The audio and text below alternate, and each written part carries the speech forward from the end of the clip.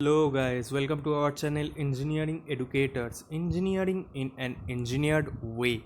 I am Pritam with you. Today I will discuss Staff Selection Commission SSC for Junior Engineer Mechanical, day of 29th January 2018, the morning set.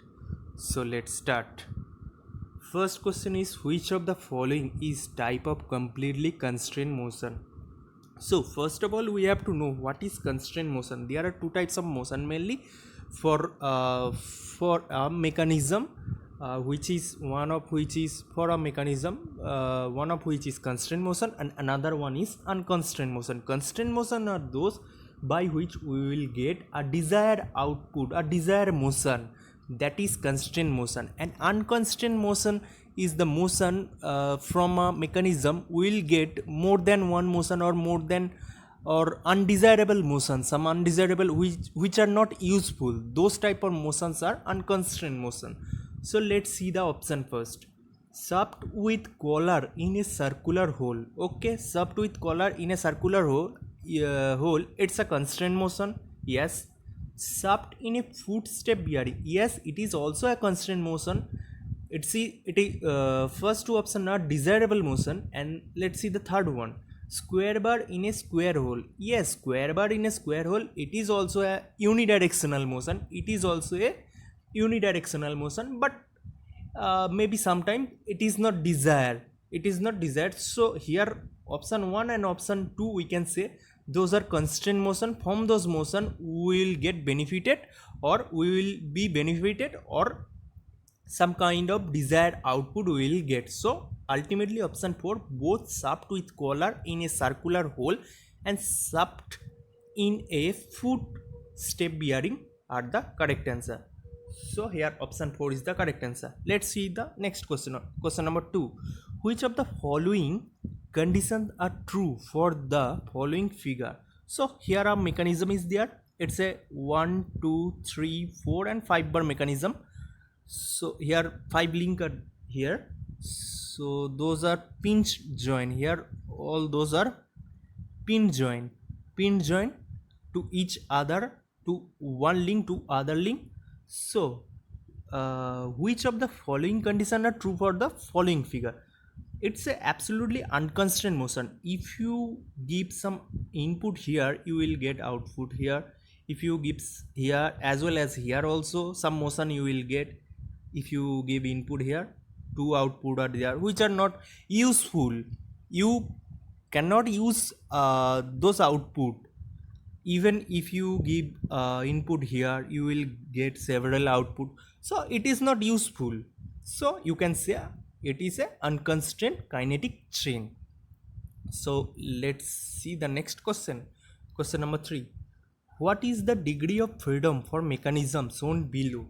So from Kuchbach equation we know F is equals to 3 into L minus 1 minus 2J minus H, where H is the higher pair. So you can easily say that no higher pair exists here, so H will become 0 here.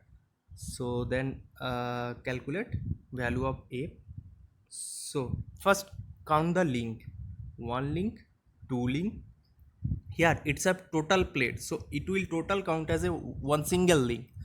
3 link, it's 4 link, and here those are two circular, those roller are two roller are here. 5, 6 and those fixed link, all fixed link count as a single link. So ultimately number of link is 7. Let's see number of joint. Here one joint. So again let's count the joint. Here one pin joint, two pin joint. Here roller surface to the link, 3 joint. It's 4 joint. Here 5 joint, 6 joint, 7 joint, and here is the 8th joint. So number of link is ultimately number of link is 7 and number of joint is 8. So let's calculate now. F equals to 3 into 7 minus 1 minus 2 into 8, that is 7 minus 1 is 6, 6 into 3 is 18, minus 2 into 8 is 16. So ultimate answer will be 2. So option 3 is the correct answer for question number 3. Let's come to question number 4. A quaternary joint in the kinematic chain is equivalent to C. Quaternary, first binary joint. For binary joint means joint of two link, that is a binary joint. Joint of two link. For that joint, j is equals to 1. It's count as a 1. For ternary joint, that means joint of three link here joint. For that case, j will count as 2. And for quaternary joint, that means joint of 4 link, here the joint of 4 link, for that case j will count as 3. So here for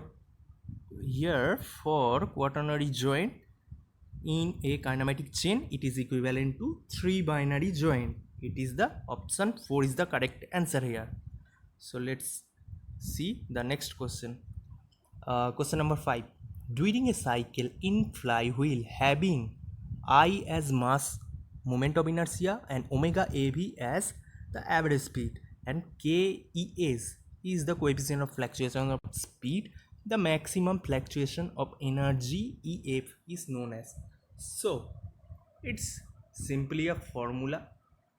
Maximum fluctuation energy E daily max is equals to I KES into omega mean, that is omega AV square.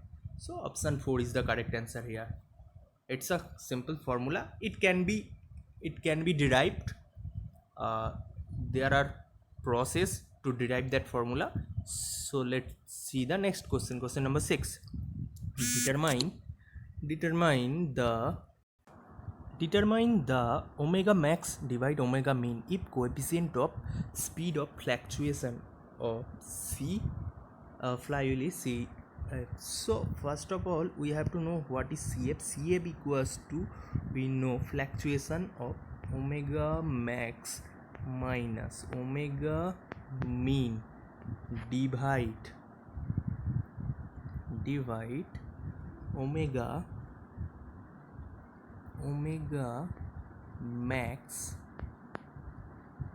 omega max plus omega mean divide 2. If you calculate the whole equation, you will find ultimately omega max divide omega mean as option 4. 2 plus CF divide 2 minus CF, that will be the correct option. Let's come to the next question. Question number 7. Oldham's coupling is the inversion of. So let's see what is Oldham coupling. It's nothing but a 4-bar. It's nothing but a 2-slider crank mechanism. Actually mechanism is like this way. Here 2 slider is there, and joined with a single link, and that link is fixed. That is actually the mechanism of Oldham coupling. So it is nothing but, you can say option 2, double slider crank chain. It's a Oldham coupling. It is actually practically used for fix the misalignment. So let's come to the next question. Question 4. In the slider crank mechanism, the formation of Whitworth quick return mechanism takes place when. So you can see in picture, it's a Whitworth mechanism. Here you can count the link. Here it's the slotted bar, link number 1. It's the fixed link, that is crank, it's link number 2.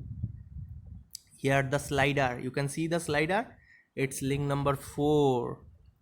And here the joining between slider and that crank, link number link number 4. Here total 4 link is, it's a 4-bar mechanism, 4-bar mechanism.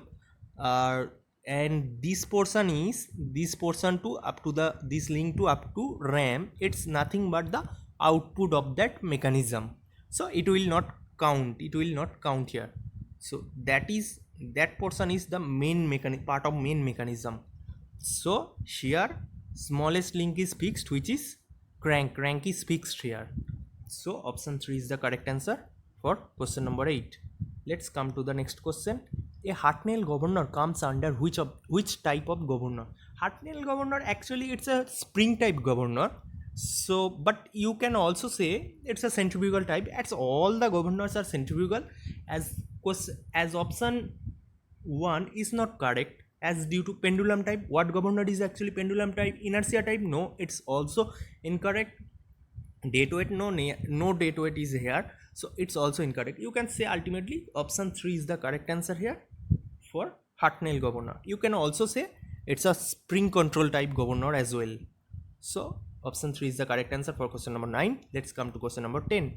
What is the location of frictional force when the identity of pressure is uniform in a pivot bearing having radius r?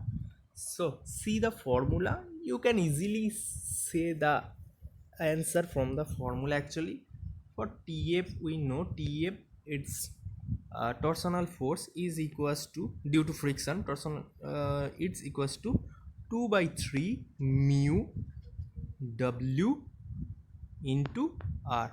That is the formula.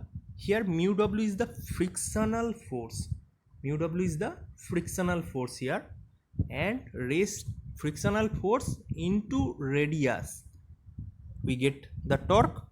Here it's the torque, so ultimate radius will be r into 2 by 3, that is the ultimate radius.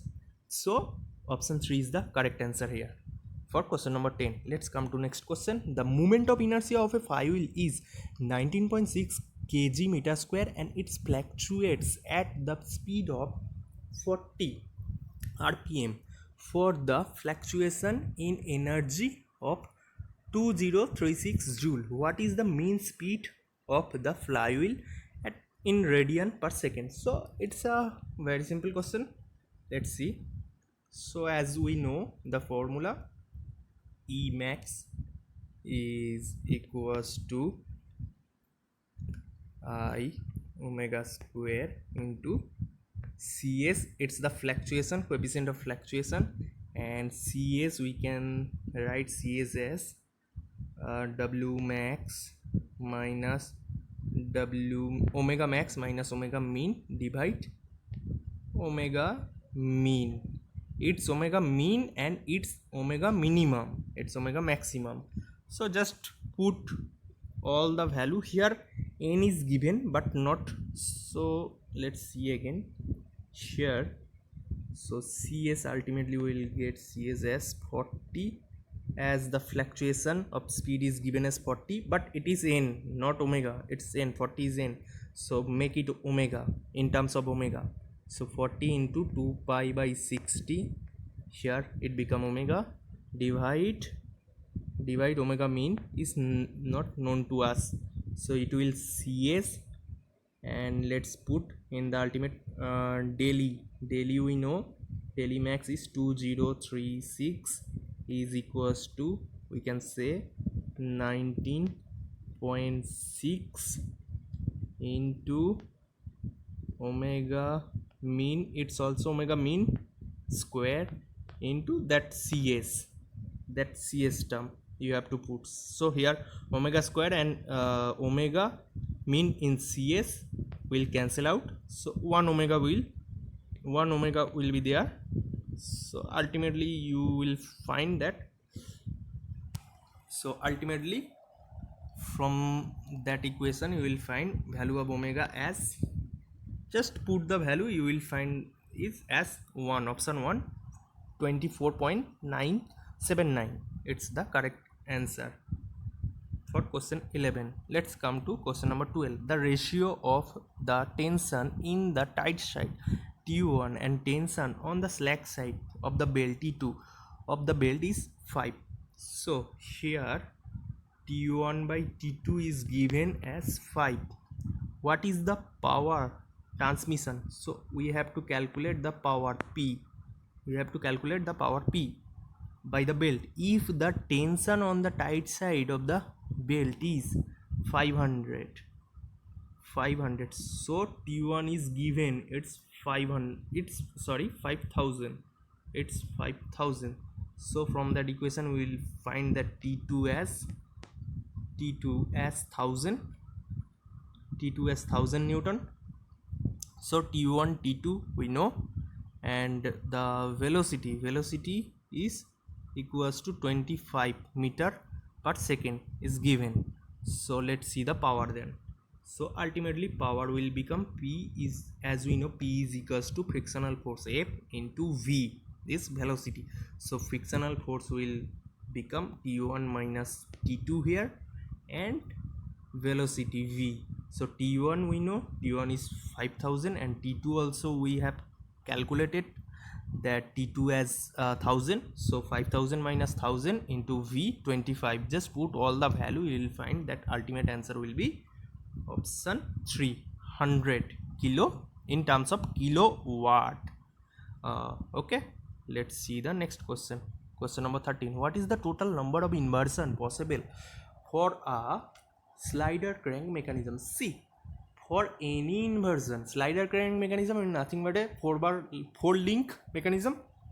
Here number of link is 4. So for inversion, it's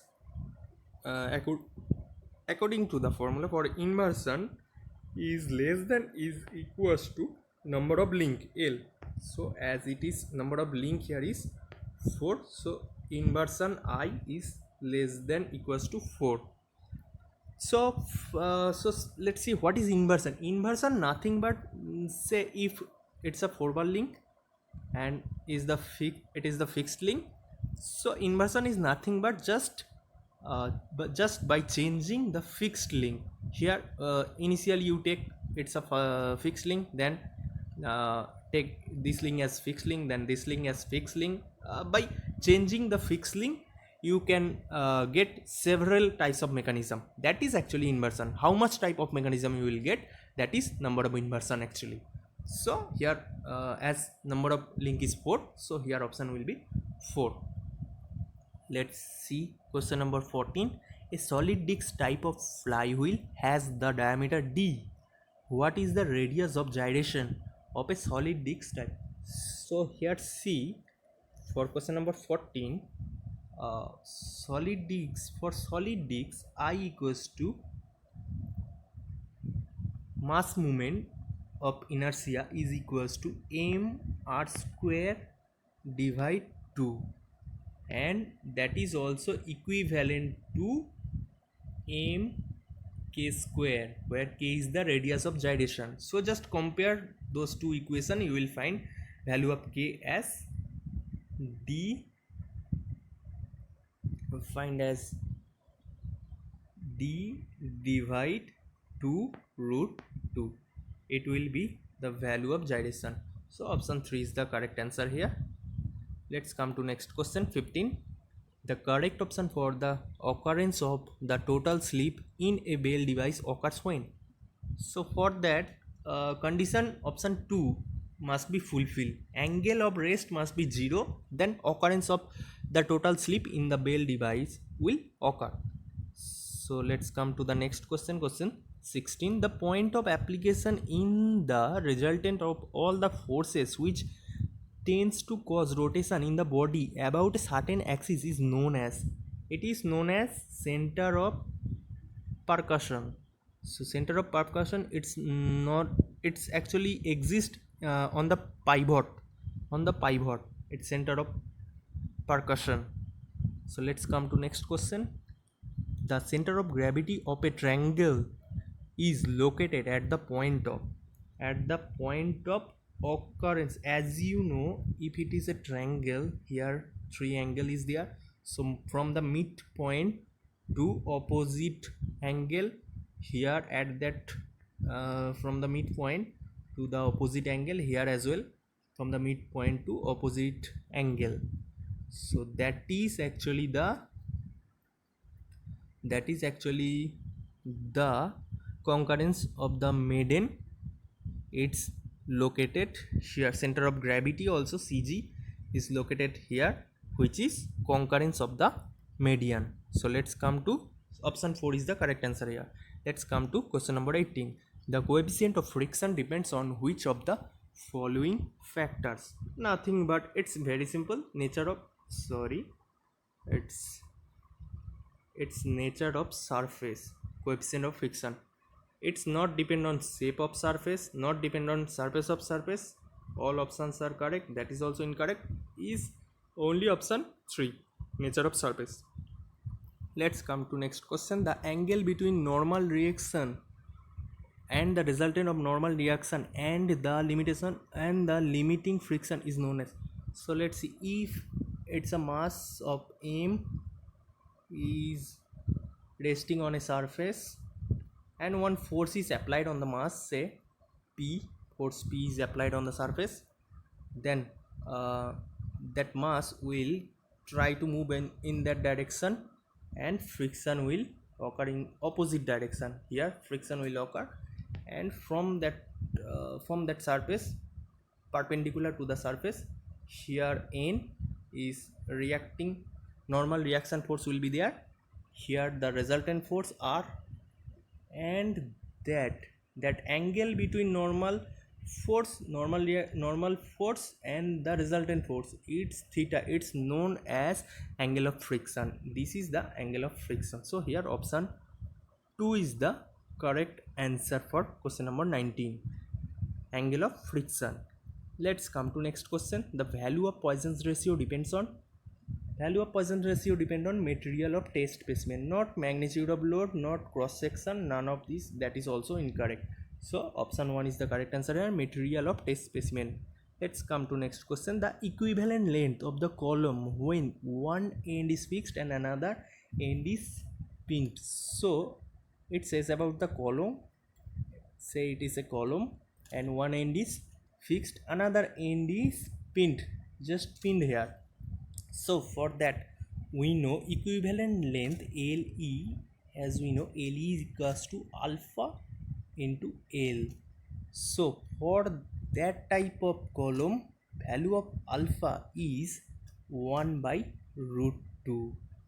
For one end fixed, for both the end pinned, value is 1. For both the end for both fixed end, value is 1 by half. For that type of column, value is 1 by root 2, and for one end fixed and one end free, value is 2. So for that question, it's option 3, 1 by root 2 will be the correct answer here. The Poisson's ratio is defined as the ratio of Poisson's ratio, nothing but mu is equals to minus epsilon y by epsilon s. Here epsilon y is lateral strain and epsilon s is longitudinal strain. So option 3 is the correct answer here. Let's see the next question. Question number 23. Which of the following shows the correct relation between shear force Vx and bending moment Mx and load W? It's option 4. Remember, it's a very important two relation. Those two are very important relation. It is actually, those two relation will be useful for drawing of uniformly distributed load UDL and uniformly varying load UVL. For those two types of drawing of shear force and bending moment diagram, those two equation will be very much useful.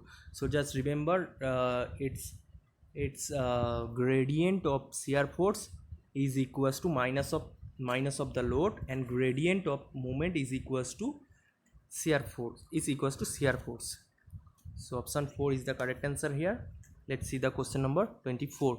What is the ratio of Euler buckling load and column having 1, both the end is fixed, and 2, one end is fixed and another is pinned? So first see Euler's buckling load PE is equals to pi square E I minimum.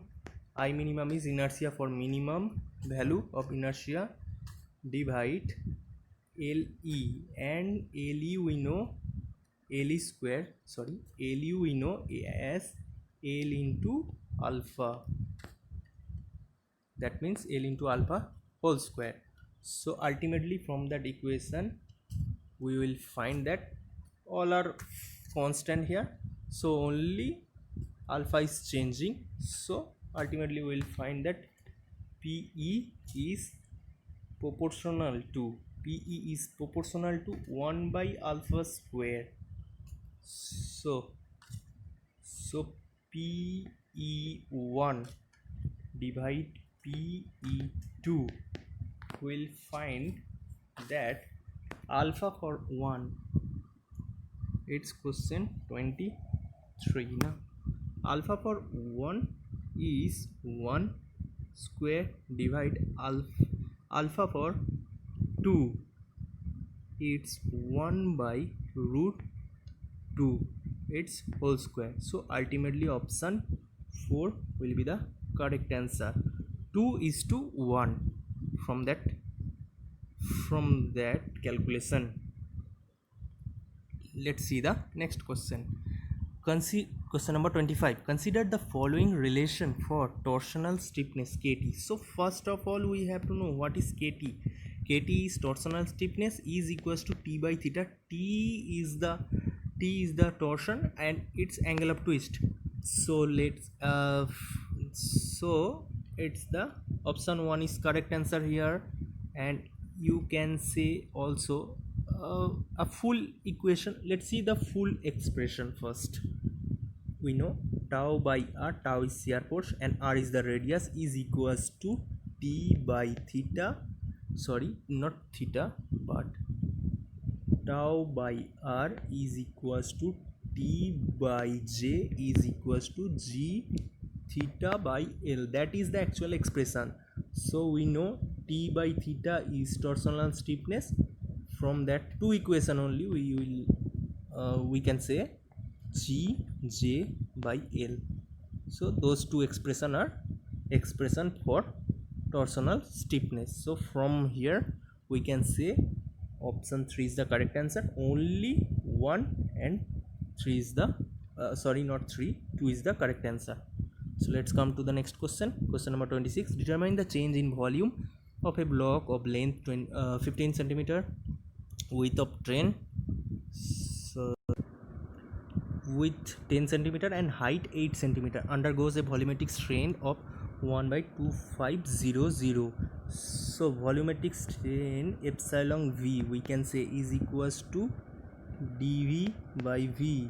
So dv we have to calculate. So ultimately we can say dv is equals to 1 by 2500 into 15 into 10 into 8. So ultimately after calculating all those value you will find option 3 is the correct answer, 0.48. Let's come to next question. What is the shape of the shearing stress distribution across a rectangular cross section? See, for rectangular cross section that will be the shearing stress. Here it's the maximum shear stress and at neutral axis and towards the outer surface shear stress will be minimum. So that will be the shear force distribution for a rectangular surface. So that is parabolic, option 1.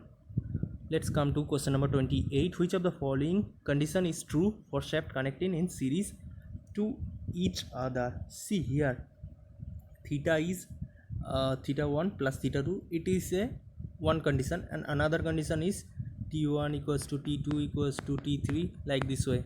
This is number 2 condition number 2 for series. So here option 3 is the correct answer. Let's come to the next question. A rod dimension of 20 millimeter across 20 millimeter is carrying a axial tensile load of 10 kilonewton. If the modulus of elasticity is 250 megapascal, then the shear stress induced due to the load would be. It's a very simple question, very basic question. Let's see the answer here. Sigma we know is E into epsilon. So from here we have to calculate value of epsilon is equals to sigma by E. Sigma divide E, it's equals to sigma, we can say sigma is equals to P by A divide E. So from here we can say 10 value of P is 10 into 10 cube. 10 it's kilonewton, 10 into 10 cube, so make it Newton first. Then area, value of area is 20 into 20, so but those are all in millimeter, so make it meter. 10 to the power minus 6, 10 to the power minus 6 into value of E. Value of E is 250 into 10 to the power 6. Ultimately calculating all the value, you will find that 0.1 is the correct answer, option 1. Let's come to the next question. Question 30, that is the last question for today's video. Diagram so below shown the shear force diagram of the beam. Which of the following is the correct answer? That is the, so it's the actual diagram, so you can see easily it's a shear force diagram. So it's not uniform. Shear force diagram, it's not uniform. You can see here it's changing in straight line, decreasing order. So from that diagram we can easily say it's a diagram of UD, uniformly distributed load, beam of uniformly distributed load. So for that diagram bending moment diagram will become like this way. It will parabolic. Bending moment diagram, it's a uniformly varying, and for bending moment it will become uniformly distributed. For bending moment it will become parabolic, but parabolic, and at that position A, it will maximum, movement will maximum, and at that position position B, it will become 0. So but how parabolic, how, in which direction, or in which curvature will, nature of curvature will be in which way? So nature of curvature will be, sorry, it's mistake. Okay, so here it's a maximum movement will be maximum at that position. Here nature of curvature will be like this way, because it's decreasing order. Here also the nature of curvature will be decreasing order. See here it's a decreasing order curvature. Here gradient will decrease, so here it's a decreasing order, not like this way, but like this way. This one is the correct answer. So option 1 is the correct answer here. So thank you for today. Okay, then maximum like, so don't forget to like, share and subscribe our channel, and share as much as possible. If you have any doubt, then please leave your valuable comment in your comment section. So thank you for today. We'll back in next video for rest of the question.